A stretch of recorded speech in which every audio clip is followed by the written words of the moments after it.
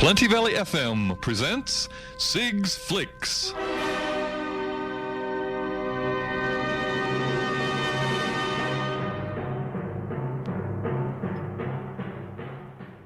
Yes, it's time for Sig's Flicks. It's Sunday morning. Good morning, Sig. Yes, good morning to you as well, Thurston. And I believe I said this last week to Bill. It's such a beautiful, gorgeous spring morning, almost summer. Yep, it is beautiful today. It's going to be 18 and sunny all day. Yeah. Oh, beautiful. And the last place you'll probably want to be is sitting in a dark cinema when you could be out there in the sun enjoying it. But that's what I'm here for, because there's so many good films, always. So many films, so little time. I know. Hey, you know, I saw a movie the other night, which on Netflix, but it was very good. It was called The Cobbler. Have you seen that one? It's Oh yeah, The Cobbler. That's a good one. That is a good one. It was very good. Yeah. And I saw one last night, Bad Company with Anthony Hopkins. It was made in 2002. That is a good movie. It's set in Czechoslovakia, and it's a spy movie with that rock guy. I've forgotten his name. The comedian. Yeah, there's a lot of good ones. Yeah, there is. Anyway, I'll let you take over. Oh, for sure. Yeah. Currently in the cinema, though, we have this. Actually, I do occasionally do streaming films on TV, because that's a large part of our lives now. I mean, do you ever watch live to our TV much, or do you? Live TV, yeah. Yeah. I watch. Sometimes I watch some of the morning shows, but I must admit I am doing more of it now because I've got myself an Apple iPad as well, which makes it a lot easier. Yeah. Exactly. There's so much streaming. You can watch TV shows when you like, but there's a lot of streaming, and I occasionally review those. But mostly Sig's Flicks is about current release cinema films, and I've got a couple of those for you now. Go for it. One of the big ones currently screening is The Creator, and we have the ugly head of artificial intelligence rearing again in this one, and we have quite a role as a gung-ho Army Colonel, Allison Janney. You may remember her as a wonderful role of the press secretary from The West Wing. Oh, yes. One of the best TV series ever. That was a good one. So she's in this one, The Creator. And it's in 2065, in the near future, and we have the humans are up against a species of AI machines, human-like machines, and they give them very human faces, but they're virtual robots with highly intelligent artificial intelligence on this one. And we have a divided world between the West, a very gung-ho Army-controlled, military-controlled West, and the AI forces.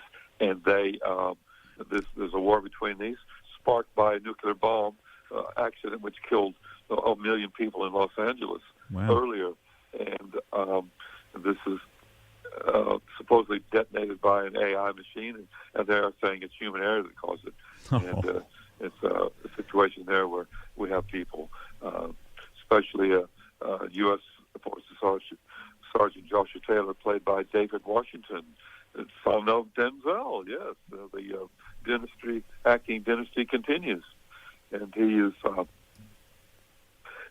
charged with locating the source of the main power of the AI people, and it turns to be the replicant of a little girl.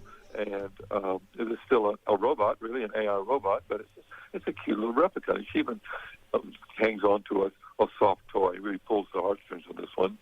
And he keeps thinking, well, they're not real, they're just programmed to be that way. But it's hard when the little kid looks at you with big eyes and smiles and asks things like, is heaven real, and things like that. We have a situation where we have flashback to his wife early, who may or may not have died when she was pregnant, and he's a little concerned about that. It's a pretty long film at 133 minutes, and it's made by Gareth Edwards from Britain, and it's scripted by American writer-director Chris Weiss. And also we have Australian cinematographer Greg Fraser, and he's been in this one, and also the fantastic German musical composer Hans Zimmer is involved with this one. He's still kicking, doing some really good works. action scenes on this are pretty good, but it's a bit all over the place in many ways. I didn't enjoy this. There's a lot of harkens back to Star Wars. Oh yeah. And it also the director also made one of the sequels, Rogue One, and possible hints at Blade Runner, possible Apocalypse Now, and other things. It hints at some of these films. District 9, also a bit of Avatar. You probably think about some of that. So it's embracing all those things put together by the sounds of it. Yeah, it's a bit of a mess. I didn't. It was harkened to so many. It's a bit of a copy on Star Wars. So we have kamikaze R2-D2s and things like this, and it lost me a bit. I think you guys might want to see it and judge for yourselves, but I thought it was a little bit of a copy of those films, and it didn't quite work. But check it out for yourself and see what you think. Once again, it's called The Creator, and coming in at over 2 hours, and it's screening now. Wow. Yeah. So another one. Do we have any messages? Oh, I know. I'll do them at the end. Yeah. That's right. Okay. It works out easier. Yeah. So Michael Gudinski was the other one, wasn't it? Yeah. Yeah. That sounds like I like bios. How was that? That was good. That was much better. I love this film. It's just it's just ready-made, hot on the heels of a documentary about John Farnham. We have this one. It's ready-made with this well-known workaholic hustler. It was a real deal maker, Michael Gudinski, larger-than-life character, and it's just totally ready-made for a documentary. This one comes in at almost 2 hours, and directed by Paul Goldman. And unfortunately, he died a few years ago in 2021. Only 68 years old. It's a very sad thing, but he was very larger than life, and he had a lot of passion and energy, and he did a lot for Australian music for the world, and also promoting international stars in their tours here. And he's been doing 5 decades, 50 years. Had been producing and promoting Australian music, starting way back in Sunbury in 1973. Is it an Australian movie or a documentary? Yeah, it is. Yeah, it's Australian, and Australian director Paul Goldman, and he's talks about his life going over Mushroom Records, and of course promoting, as I said, tours of international artists, and he has looked after Australian artists and they involve a lot of these talking and interviewing and telling anecdotes and humorous and personal stories about him. People like Skyhook, Jimmy Barnes, Kylie enters in, Split In. All the big ones, Hunters and Collectors, all these fantastic. We hear interviews from Jimmy Barnes, from Skyhooks, Neil Atkins in, Paul Kelly, Red Simons weighs in, Bruce Springsteen, Ed Sheeran loves him to death. A lot of these people enter into it. It's just a real fast-paced. They even use split screens occasionally to go over some of these things. There's a lot of information, and it goes boom, boom. The director, Paul Goldman, also did a lot of music videos for many years. Many of these from artists that have been promoted by Michael Gudinski. And we have stories from his sister and his son, Matt, who runs for the company now, and we even have a little bit where Gudinski supports Australian First Nation performers like the fantastic Archie Roach, and it goes from there. But this is just an absolute train ride from low to go. It just roars right through, and it's like one of the many film clips that Paul Goldman has directed. It just goes fantastic, and he's also done films. Paul Goldman directed films like The Night, We Called It the Day, Australian Rules, and also that incredible horror story, Suburban Mayhem. He's done those. So once again, it's almost 2 hours, 110 minutes, and it goes through many things. There's a lot of good archival footage, as you can imagine, historical moments, and it's just a real nostalgia trip to the music of the 70s and 80s, right through to current time. Sounds good. And, so where's that on at, Bill? Sig? It's screening right around Melbourne now. Yeah, right. Cinemas, so you can see it at Nova and many others. It also includes dark moments where Gudinski had to sell his Mushroom Records to News Corporation, and he's a bit hesitant to do that, to Rupert Murdoch's organization. Oh.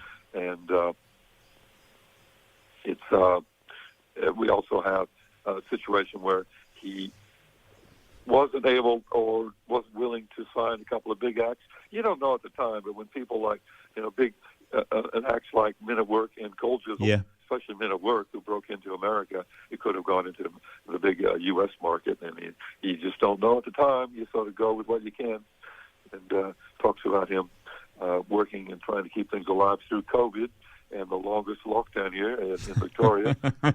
Songs like the incredible concert series during COVID, Songs from the Home Front. This is a great film for we in the radio business who deal with a lot of this music. Yeah. Especially we like to promote, as you know, Australian music on your local station, 88.6 Plenty Valley FM. This film does a lot of that as well. Great. Ego, the Michael Gudinski story. What a romp. You guys want to see this film, and it's also, as I say, screening right around Melbourne now. So all right. It's been on for a while. I thought I'd pick that up in case you might have missed it. Yeah, it's a good one.